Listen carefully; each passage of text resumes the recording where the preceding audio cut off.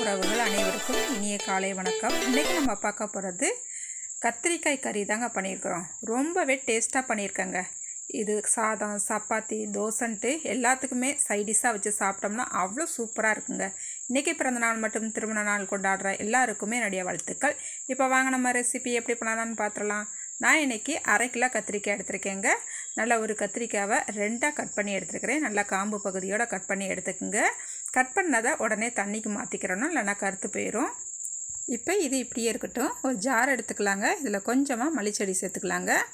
சேர்த்துட்டு ஒரு 4 பல் பூண்டு சேர்த்துக்கலாம். ஒரு துண்டு இஞ்சி சேர்த்துக்கலாங்க. ஒரு பச்சை மிளகாய் சேர்த்துக்கிட்டு ஒரு 1/4 ஸ்பூனுக்கு மிளகு சேர்த்துக்கலாம். 1 ஸ்பூனுக்கு சீரகம் சேர்த்துக்கலாம். 1/4 ஸ்பூன் மஞ்சத்தூள் சேர்த்துக்கலாம். இப்போ தண்ணி ஊற்றி இதை ஒரு பேஸ்ட்டு பதத்துக்கு நல்லா அடித்து எடுத்துக்கலாங்க. இப்போ ஒரு கடாய் அடுப்பில் வச்சுக்கிட்டு இதில் 2 ஸ்பூனுக்கு எண்ணெய் விட்டுக்கலாம். நம்ம கத்திரிக்காய் கட் பண்ணி வச்சுருக்கோம் இல்லையா, அதை சேர்த்துக்கலாங்க. அடுப்பை மிதமான தீயிலேயே வச்சுக்கலாம். 1 ஸ்பூன் வத்தப்பொடி சேர்த்துக்கலாம். 1/4 ஸ்பூன் மஞ்சத்தூள் சேர்த்துக்கலாம். தேவையான அளவு உப்பு சேர்த்துக்கலாங்க. நம்ம இந்த மாதிரி கத்திரிக்காய் கறி செய்யும் போது இந்த கத்திரிக்காய் கறி சாப்பிட்றதுக்கு அவ்வளோ டேஸ்ட்டாக இருக்குங்க. நல்லா காரசாரமாக செம்மையாக இருக்கும்.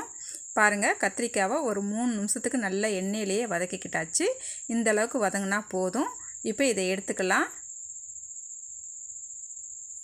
இப்போ நம்ம கத்திரிக்காய் வதக்கணும் இல்லையா, அதுலேயேவும் 1 ஸ்பூனுக்கு எண்ணெய் விட்டுக்கலாங்க.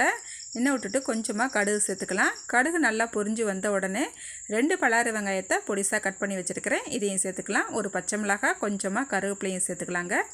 இப்போ அடுப்பு மிதமான தீயில வச்சுக்கிட்டேவும் வெங்காயத்தை கண்ணாடி பதம் வர வரைக்கும் வதக்கிக்கலாங்க.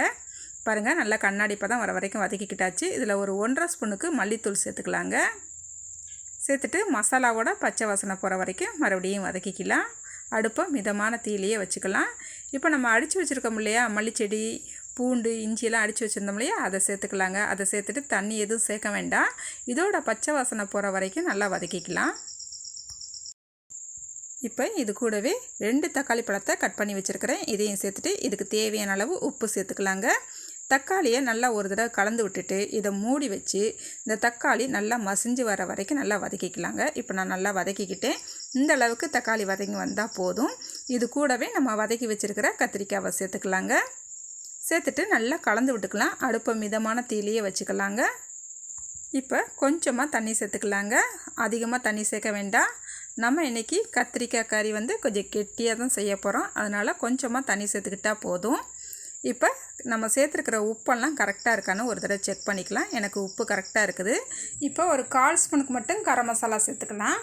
இப்போது நல்லா ஒரு தடவை கலந்து விட்டுட்டு மூடி வச்சு ஒரு 5 நிமிஷத்துக்கு இதை வேக விடலாங்க. பாருங்கள், நல்லா வேக விட்டாக்கிட்டாச்சு. எண்ணெயும் நல்லா பிரிஞ்சு வந்துருச்சு. இப்போ இதில் கொஞ்சமாக மல்லிச்செடி தூவி விட்டுறலாங்க. இப்போ நம்மளுக்கு கத்திரிக்காய் கறி செம்ம டேஸ்ட்டாக காரசாரமாக சூப்பராக ரெடி ஆயிடுச்சுங்க.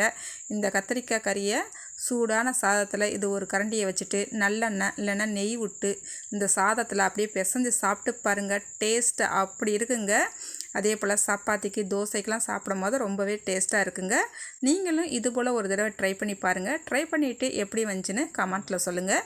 இந்த வீடியோ உங்களுக்கு பிடிச்சிருந்தால் லைக் பண்ணுங்கள், ஷேர் பண்ணுங்கள். புதுசாக பார்க்குறவங்களா இருந்தால் என்னோடய சேனலை சப்ஸ்கிரைப் பண்ண மறந்துடாதீங்க. பாய். அடுத்த ஒரு வீடியோவில் பார்க்கலாங்க.